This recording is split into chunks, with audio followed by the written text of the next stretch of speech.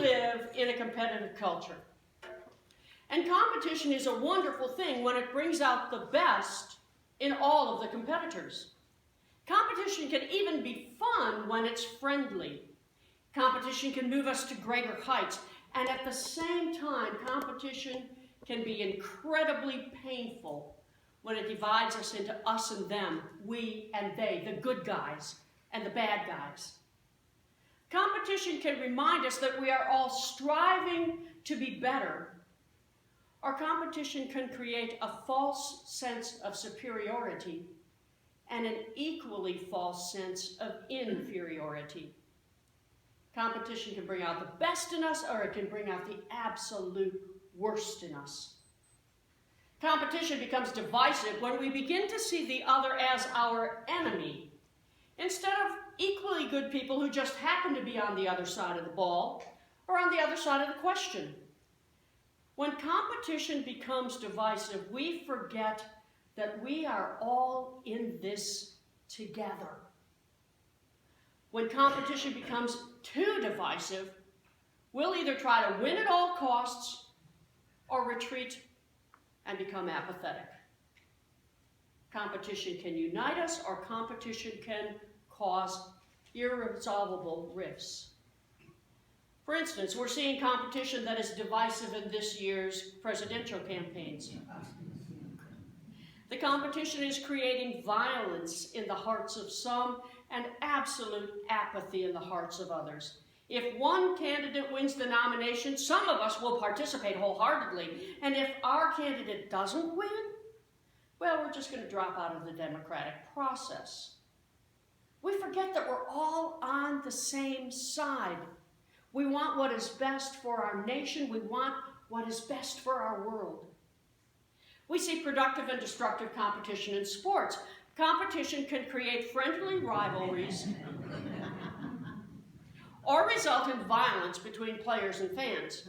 Competition can encourage really good health or cause us to be so competitive that we'll take unhealthy substances with an effort to improve our performance. Competition can forge connections or create enmity. And we forget that sports is about healthy exercise, camaraderie, and above all, entertainment. We forget that we are in this together. Not surprisingly, Christians can be just as competitive as any other group in the world around us. And our competition can bring out the best in us, or it can create painful divisions. We can all remember that we are working for the glory of God, or we can begin to believe that we are working for our own particular way of thinking or our own particular congregation. We see competition turn into painful division in today's story from the book of Acts written by Luke.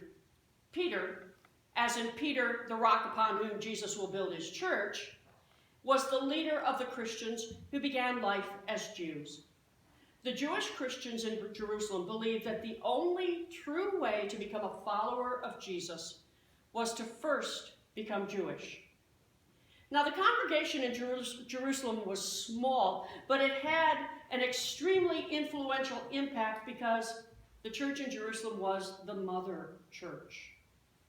Peter and many in the congregation had walked, talked, and lived with Jesus, and as eyewitnesses, first-generation disciples, they believed that a Jewish Christian was the only real legitimate Christian. Now, we forget sometimes that by the time the book of Acts was written in the mid-90s in the first century, Paul had already completed his missionary journeys into the Roman Empire.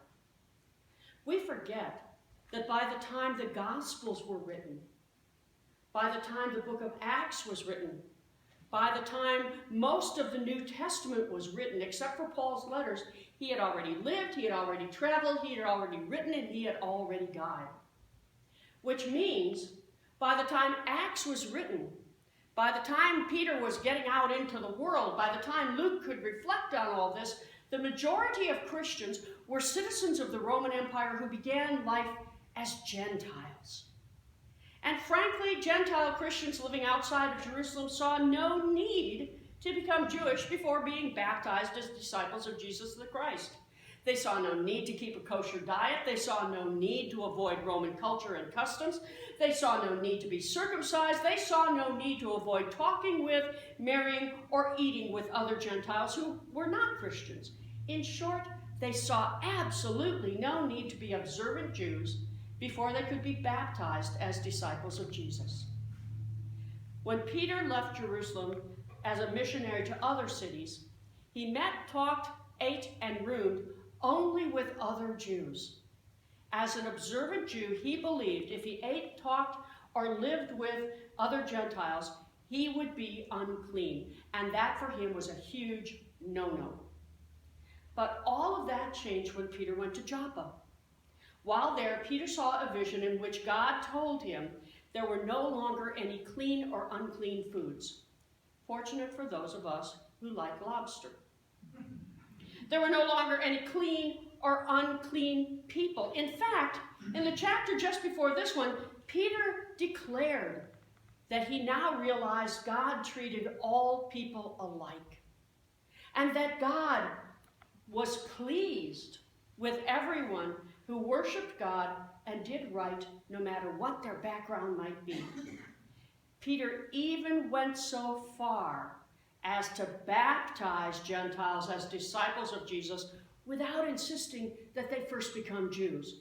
Well, for the Jewish Christians in Mother Church in Jerusalem, what Peter did was tantamount to a Packer fan holding up a sign in Lambeau Field saying that the Bears were a truly great team and the Bears should defeat the Packers. It was the same as Bernie Sanders saying we should all vote for Donald Trump, or a Trump supporter holding up a sign in a Trump rally saying that Ted Cruz is an honest guy and Trump supporters should vote for Ted. In other words, those were fighting words. So when Peter got back to Jerusalem, the Jewish Christians were absolutely appalled by his acceptance of Gentiles as disciples of Jesus. They demanded that he explain himself because, quite honestly, they were ready to toss Peter out of the church. The church in Jerusalem was angry with Peter because they had forgotten their real mission. They had come to believe that their real mission was to convert people into Judaism. And they had forgotten the real mission Jesus had given to them. And if I were below 20, I would listen now.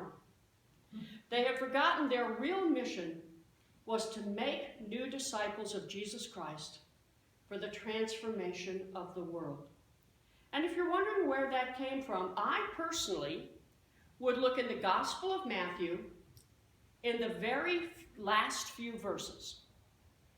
And find for me in the Gospel of Matthew, in the very last few verses of chapter 28, where we get the idea that our mission as disciples of Jesus Christ is to reach out to Manitowoc and beyond, making new disciples of Jesus Christ for the transformation of the world.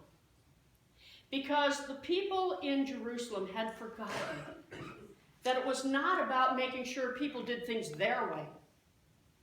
It was about making sure that all of us remember the reason God lets we flawed human beings and flawed human institutions exist is so that we can make new disciples of Jesus Christ for the transformation of the world. For the past 2 Saturdays, members of Lakeshore Congregation have been talking about how God is calling us to move into the future. And quite frankly, the conversations have raised some divisions that were never completely healed between those of us who used to worship at Wesley United Methodist Church and those of us who used to worship at St. Paul's United Methodist Church. The conversations raised some of the unhealed divisions between those living on the south side of Manitowoc, on the other side of the river, and those living on the north side of Manitowoc, on the other side of the river.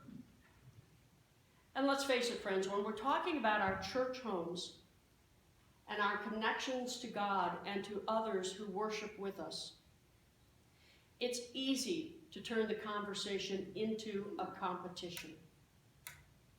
It's easy to let our feelings and our emotions and our love for the church we have always known divide us into we and they, them and us, good guys and better guys.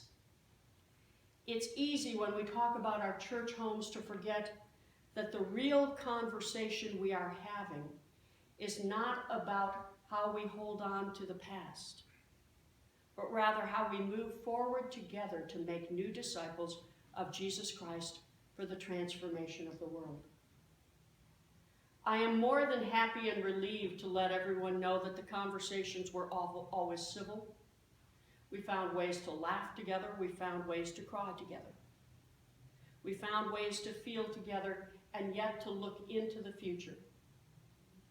And I want to share some of the recommendations that the group made that are going to our church's leadership board. The leadership board has the power to decide some of those can be turned into action, and some of those recommendations will come back to the congregation as a whole. The first recommendation was that we as Lakeshore Church build our foundation bigger through small groups that attract people who look like us. In other words, people who are mostly 50 and older. Is that a surprise? In 2 years, we believe we will have a strong enough foundation of time, talents, and money to devote ourselves to attracting young families and youth. Now, that doesn't mean we're not paying attention to young families and youth now, because we are.